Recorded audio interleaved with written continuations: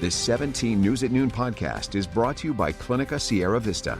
Welcome back to 17 News at Noon podcast, where we share your news on your schedule. Good afternoon. Thanks for joining us. I'm Maddie Jansen.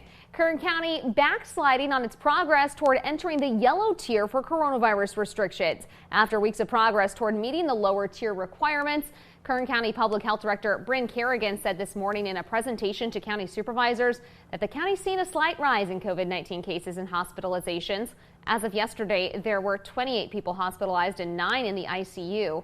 Kerrigan said this week we saw an increase in all of our metrics, and while we are nowhere near where we were back in January in the height of the pandemic, the increases are something they're watching closely, as are the increases in variant cases. We're starting to see a slight increase in COVID disease transmission and hospitalization here in Kern County, and we continue to see our vaccination rates decline. Stopping this pandemic requires using all of the tools that we have available, including distancing, masking, and most importantly, getting vaccinated. Kerrigan said May 26th is the soonest the county could enter the yellow tier, as Kern must meet all metrics for at least 2 weeks prior to entering that tier. She also provided an update on vaccinations in Kern County. 34.2% of the population is fully vaccinated. 45% have been partially or fully vaccinated. Meantime, public health reported 49 new COVID-19 cases today and no new deaths. The state is reporting 37 people are in a local hospital with the virus. Public health says the county has 15 cases of the B.1.1.7 variant that originated in the United Kingdom and 1 case of the B.1.351 variant that was first detected in South Africa. As a reminder, all Kern County residents 16 and older are now eligible for the COVID-19 vaccine. You can visit myturn.ca.gov to schedule an appointment.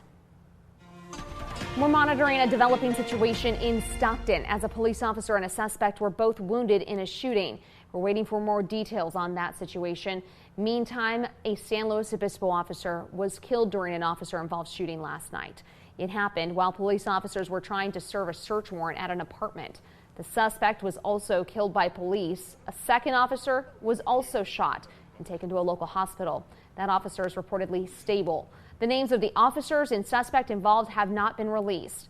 Kern County Sheriff's Office released a statement saying our deepest condolences to the San Luis Obispo Police Department and the family of the officer who was shot and killed in the line of duty yesterday. A second officer was injured and taken to the hospital in stable condition. Your sacrifices will never be forgotten. The city of San Luis Obispo is giving an update right now on the investigation, and you can watch that live on our Facebook page. Your time now is 12:03. Angelique Nash, sentenced for her role in the 2010 murder of 81-year-old Dorothy Session, was resentenced today due to recent law changes in the felony murder rule. David Moses, who was 17 at the time, entered the house of Dorothy Session on April 14, 2010, and hit her during a burglary, knocking her down. Session died from that assault. Moses and 2 co-defendants, Angelique and Katila Nash, each convicted of murder. Angelique Nash, who remained outside the home as a lookout, had already been released due to changes in how juveniles can be sentenced, as well as a change to the felony murder rule, which now says a person must actually commit or aid in a killing or have intent to kill. Angelique Nash was resentenced to 6 years, time served. 2 adults and a baby were shot at as their vehicle was chased onto Highway 58 early this morning, leaving their car riddled with bullet holes. CHP says it happened around 1 a.m. The victims said the shooting started at Potomac and Mount Vernon Avenues. They say the shooter, in an older model Mercedes, deliberately hit their vehicle, blocking their path.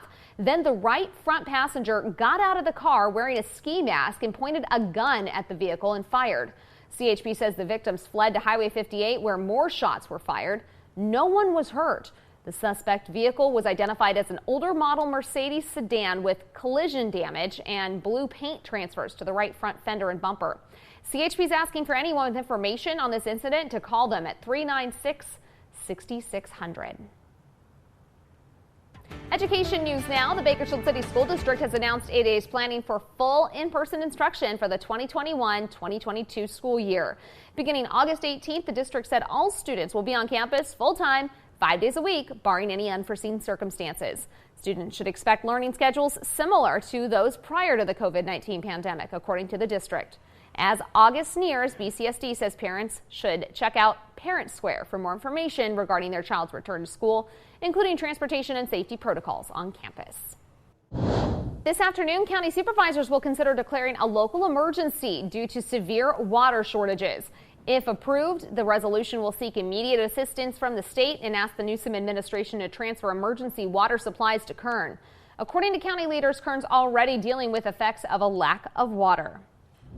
Governor Newsom announced yesterday an expanded drought emergency declaration that now covers 41 of California's 58 counties, including Kern.